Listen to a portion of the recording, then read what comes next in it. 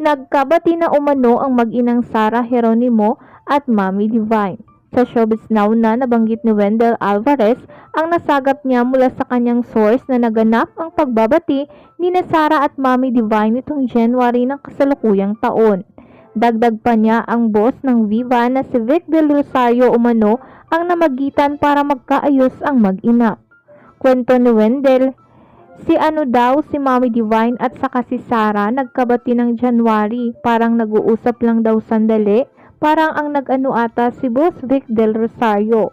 Sambit naman ni Christopher Min, lagi naman si Boss Vic ang gubitwin kasi syempre nire-respeto ni Sara at ni Mami Divine ang Viva dahil talaga namang naging buhay nila si Boss Vic. Nauna nang napabalita ang patuloy na panunuyo ni Sara at ng asawa niyang si Matteo Guarichelli sa mga magulang ng popstar royalty. Matatandaang